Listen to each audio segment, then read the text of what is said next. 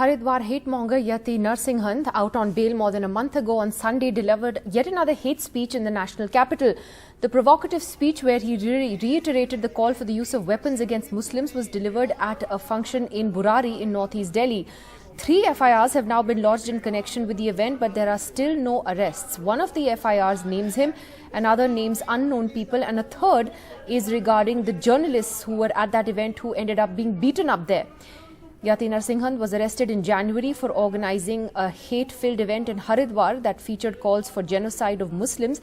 He was released on bail on the 18th of February, and one of his bail conditions was that he would not make such speeches again, making quite a mockery there of the law and the judicial system. My colleagues Sanket Upadhyay and Akshay Dongre join us now for more on that story. Akshay, to you first. What are the police saying in terms of when they're going to then arrest him? He's clearly violated his bail conditions.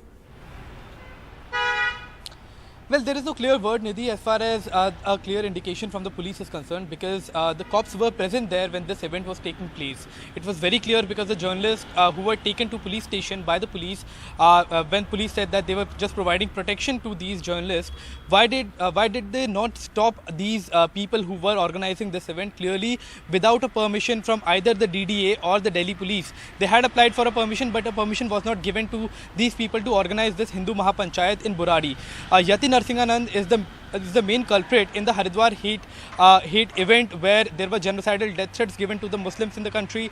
Also, another serious charge against Yati Narsinghanand was that the event that he was part in called for armed insurrection against the Indian state. So these are two very serious charges, and the man walked out on a bail within a month of his arrest when the Haridwar court granted him bail. And the reason why he was given bail was because he was charged under cases of hate speech laws that are relatively easily bailable.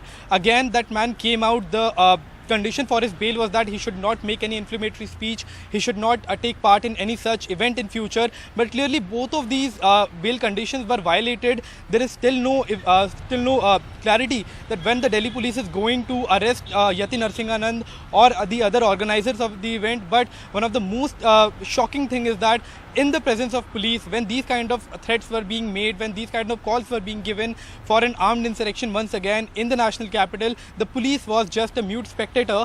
And even the journalists who were being thrashed there, the police did not take immediate action against the people who were thrashing journalists, not only the male journalists, but also female journalists who were present there. Their phones were snatched away, their footage was deleted. The men who were present there in this particular congregation were giving threats to each and every journalist who was present there, just trying to do their job.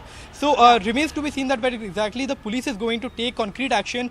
But another big question remains I just want to go across to Sanket on this, because Sanket, the bigger worry here is it's not just about one case that's happened yesterday in Delhi. There seems to be a pattern here, where some people clearly think that they can get away with hate speech, and not face any consequences. Absolutely. And Mr. Yati Narsinghanand, whose real name is Deepak Tyagi, seems to be one of them. You see, the bail conditions or the bail order by the Haridwar court was very clear that you will not participate in any hate event, you will not deliver any hate speech, and you will not intimidate anyone. It seems that all these three things have happened in the Burari event, which was clearly an illegal event. It was not supposed to happen, it had no permission. And yet it seems that Deepak Tyagi feels that he can operate with impunity. There is an alarming rise of people in and around Deepak Tyagi, Yati Narsinghanand, who enjoy and celebrate and love to brazen it out when there is an allegation against them, perhaps to corner some sort of constituency. And with very slow action, whether it was Haridwar or even now in this particular case, because he's not been arrested, his bail order has not been cancelled, he has not been arrested by the Delhi police for this illegal congregation and then spreading and spewing hate of the exact same nature as it was in Haridwar. One really wonders, why is it that there is a go slow when it involves people who deliver hate speeches in a Mahapanchayat?